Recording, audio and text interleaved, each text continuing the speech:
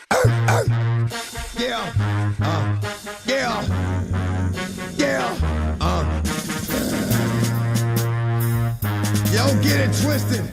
Hey everyone, and welcome back to ZMAM. I'm Mike Schilling, your host, and today we're talking DeadPool 2 and 5 reasons why it's better than the first movie overall. So I had a chance to go see this movie on Thursday night, I think it was, with my buddy Mike Appel. And I went in with high expectations on this one, guys, and let me just tell you, it delivered in every which way and form. So here we go. Here are the 5 reasons why I thought this movie beat out the first. So, first one is Ryan Reynolds, just in general. This guy fully sells the role once again. He's hilarious in every single scene. Even when bad things happen to him throughout the movie, they still manage to throw in the humor here and there. Of course, it's not just Ryan Reynolds, it's the writers behind there as well, and it's all their material. So hats off to them fully for this awesome just masterpiece they threw at us again. Just freaking hilarious, but also raunchy as hell. Do not take your kids to this movie. I think we saw one dude bringing his son in there. He might have been all bit of 10 or 11 years old. I don't think so, guys. There's more F-bombs and this and that and references, sexual references, every other reference. Just don't do it. But for all of us grown-ups, it is amazing. So that is our first one. Just for Ryan Reynolds again, coming back to the helm. I think they talked about how there may not be a DeadPool 3, but I swear if there was, I'd be ready and on board to go see the next one. He just does a phenomenal job. He is just the perfect jackass of a hero just to play this part. So that's our number one. Number two, the storyline. So, I didn't know a thing about Cable or any of the X-Force or any of the villains, but I will say that the writers and the screenplay writers, they did a really great job of setting up the story overall and helping us get a quick synopsis of kind of who Cable is, where he comes from, and what he's trying to accomplish. Now, you don't fully know what he's trying to accomplish until a little bit later in the movie, but overall, he is kicking ass and taking names, and it is just awesome. Josh Brolin is on fire right now. He had the Avengers: Infinity Wars Thanos. He got to play DeadPool 2. He had to play Cable.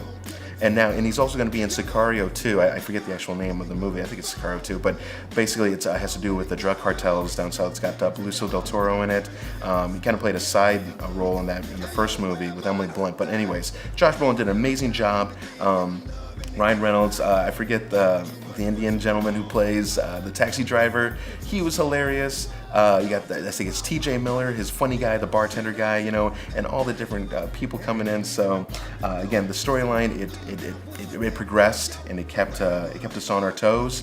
It kept us wanting more as we kept watching as each scene unfolded. The beginning has kind of a WTF moment where you're just like, whoa, that just seriously set the tone, and you don't fully understand what's coming until it just happens, and you're like, oh man. So hopefully that gets you a little bit psyched up to go see it as well. But the story does progress very well. We find there's a couple different villain elements going on, and we're just trying to kind of catch up and understand what's happening.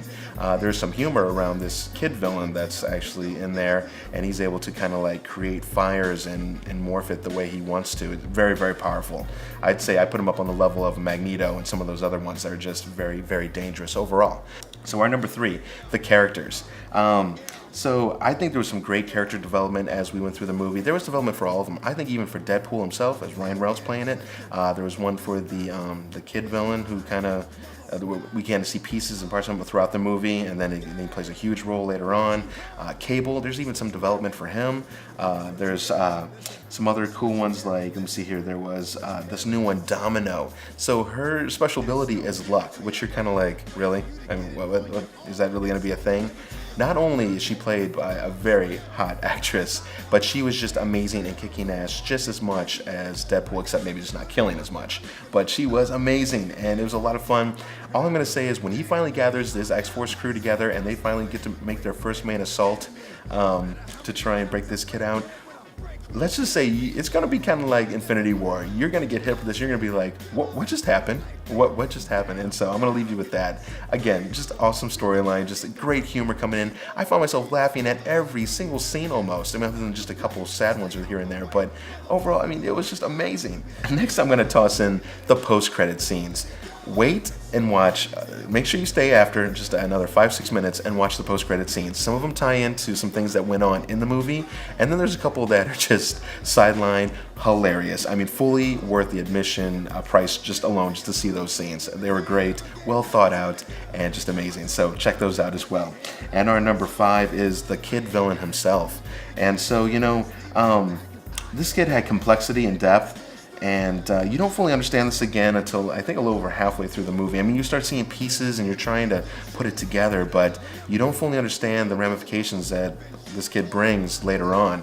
And also because we're kind of learning at the speed of Ryan Reynolds, Deadpool's character as well, which is neat. It's kind of like that mystery that's unfolding as we keep moving along in the story.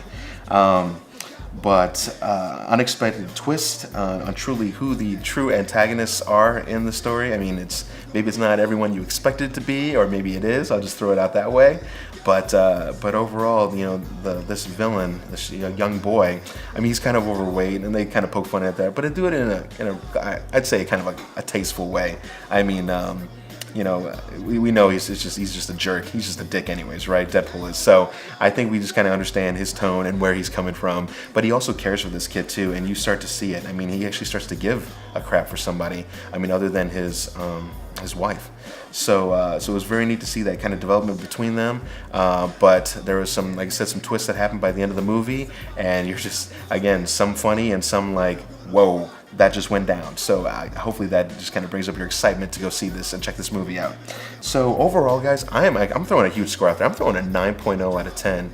This currently has an 8.1 out of 10 on IMDb, but I thought it was amazing. It had great story. It had awesome characters. It was hilarious as all hell. It was just fun to watch. I mean, I don't really know what else more you'd want out of a movie of that sort. So, I mean, the first one did bring a lot of cool elements. That first entrance of Deadpool, which was amazing. But this number 2, I think, just kind of took it to a whole nother level. And honestly, I don't know how they could outdo themselves, even if they tried, which is probably why they will not do a Deadpool 3. But time will tell, and if they need the money and they think they have the story, then they will definitely produce it. So. Again, guys, this was the Deadpool 2, 5 reasons why this Deadpool 2 was better than the first movie. I hope you really enjoyed this review. Make sure to like and subscribe, and hit even that little alert button that's next to the subscribe, and then you'll know when we have new content out. We just put out our Solo, a Star Wars story review, another one that I hope you really get a chance to take a look at. We have other movies that are going to be coming up as well. I want to talk about Winchester, also came out earlier this year, kind of that thriller paranormal movie. We have Insidious, The Last Key, also kind of paranormal, kind of scary-ish. The Commuter with Liam Neeson, and a slew of others that are going to be coming your way. Plus, don't forget to check out our Dead Nightmare zombie series that's also on our channel. And we got episode 6 that's coming. It's taken us a little longer to get this one out because we had to do some reshoots, but it's coming to you, hopefully fast and furious. So anyways, that's it, guys. Until the next time, we'll see you then.